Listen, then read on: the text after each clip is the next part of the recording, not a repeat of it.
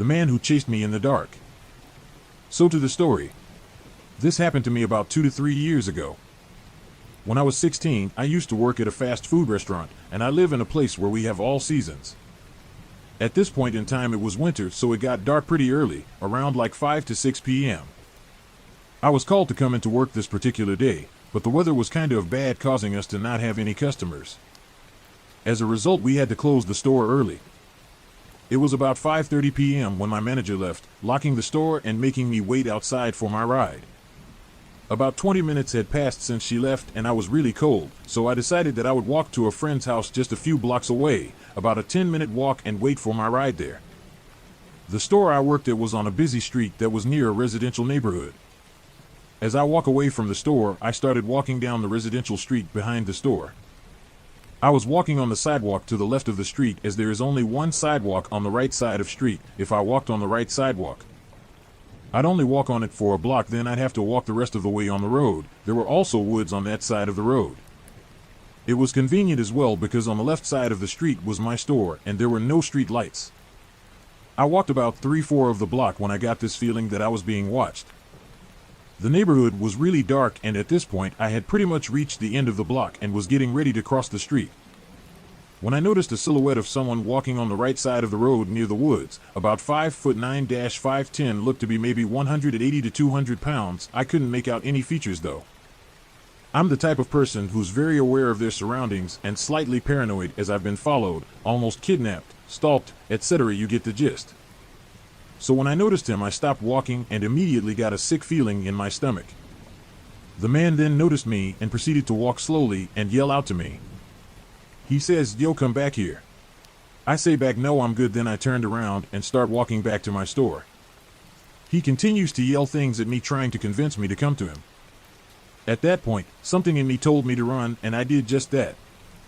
As I'm running, I know I shouldn't have, but I turned my head to see if he was actually chasing me, and to my horror, he was. So I turned up the speed and run as fast as I can. Thankfully, as I reached the store, my ride had pulled up, so I ran to the car. As I tried to get in, the door was locked.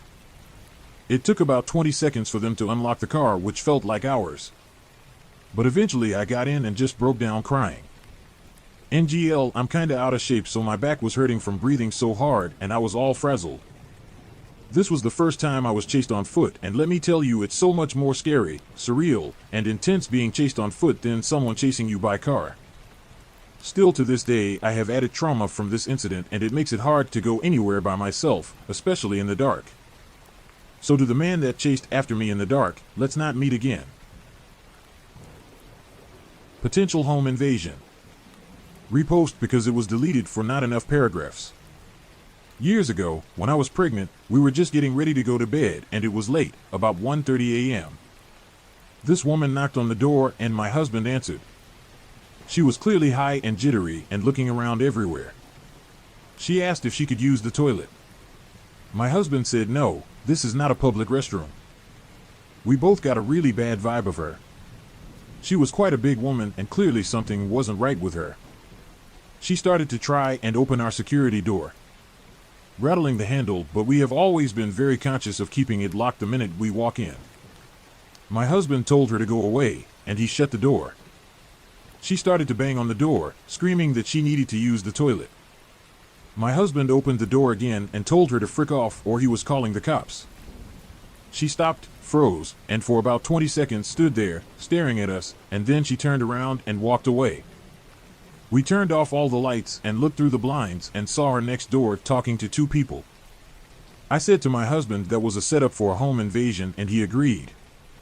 The thing was, I had actually seen this woman around before quite a few times, so she could have known that I was heavily pregnant, and that would make us a good target, because we would have been compliant. People have a tendency to be more compliant when they're trying to protect their family. I reckon she followed me home. I never saw her again. Thought it would be good to let you know that this is in Australia. First super creepy encounter.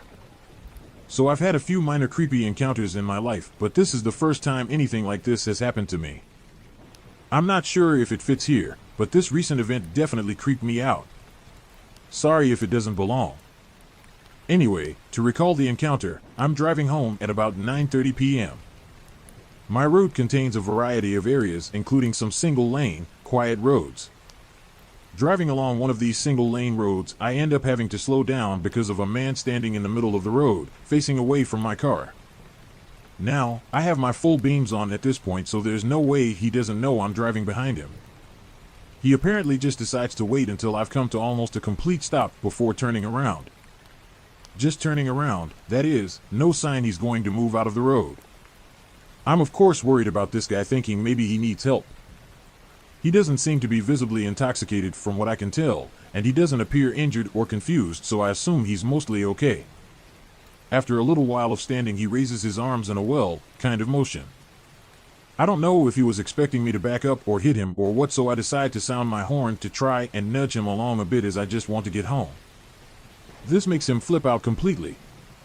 He closes the distance to my car and starts pounding on it, yelling at me like crazy.